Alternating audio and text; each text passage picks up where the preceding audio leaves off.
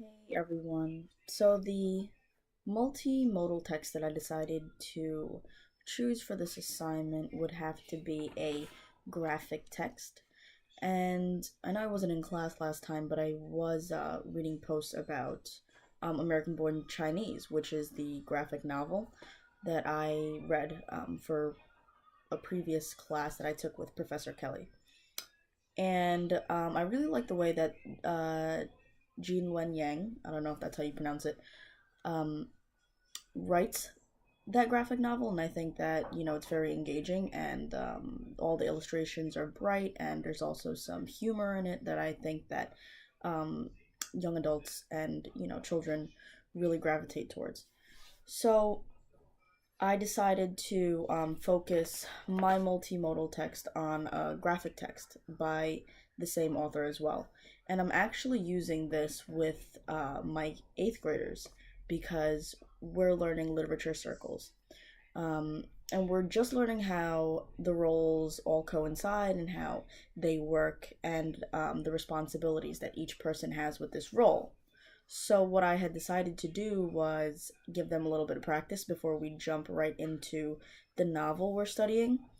And in order to do that, I wanted something short, but also something that was a little um, different, engaging, and also, so not just directly text. I feel like we've been reading a little too much of that, but also something that surrounded a topic that was controversial, something that would definitely start a discussion, right?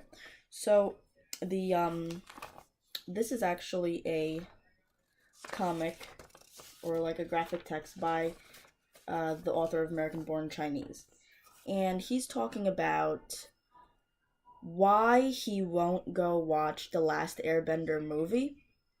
And I actually found this to be perfect for my kids because they're really into anime. I don't know if it's just this generation, but a lot of them, 90% of them, were familiar with the cartoon, The Last Airbender.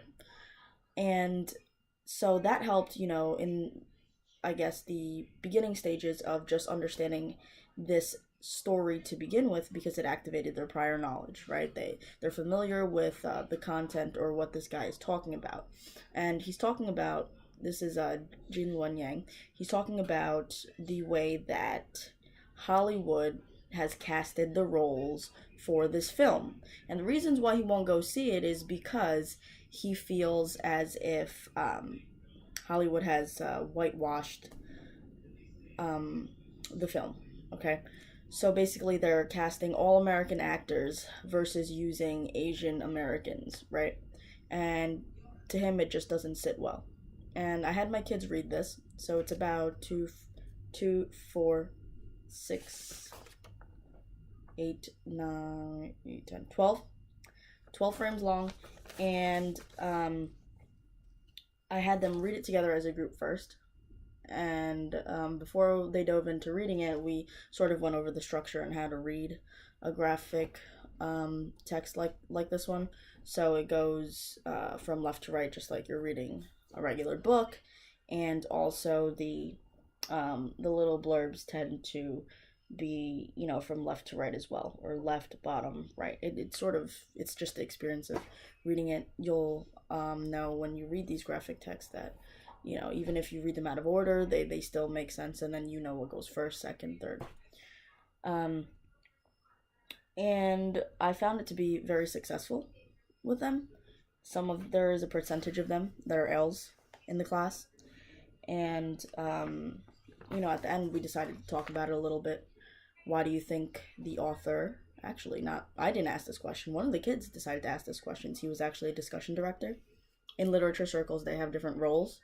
I'm offering them 6 different roles, one of which is discussion director, whose job is to come up with 6 questions, open-ended questions that would spark the discussion in the group based on the text. And one question that one of my students came up with is, why do you think the author wrote the text this way, in a comic style way? And a lot of the kids, had the same reaction, which is it's a lot easier to read this way. and a lot of them commented on the fact that they like the pictures. They can sort of tell what's going on or what's about to happen or what the frame is about just by looking at the pictures and without looking at the text.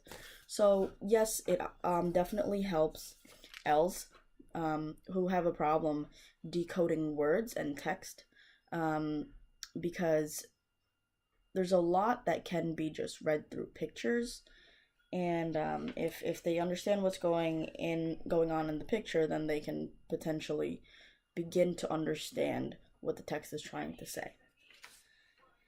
So that's the reason. Well, those are a few of the reasons why I did that. To adapt it to ELLs, I would probably have them rewrite parts of the frames here, so potentially make their own comics, or what we could do is just study comics and graphic novels to begin with, and then move on to one of the online tools that I also saw you guys went over in class, and have them create their own comics, right? And I know that one really popular one that they might be familiar with is Bitmojis, when they create their own characters and it appears like a comic. I know they have that now when you're texting, so that's definitely something that they would be super psyched about.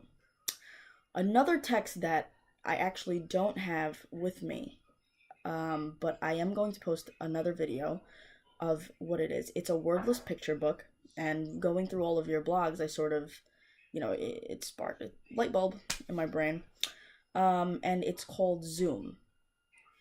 And what the book is about, well, each page is actually zoomed in to a frame. And as you go through the story, it begins to zoom out into a wider, larger event. It's a little hard to explain, so if you want to click the second link that I'm going to post, you will have a better understanding of what I'm talking about. But with that book, I would work on sequencing with ELLs.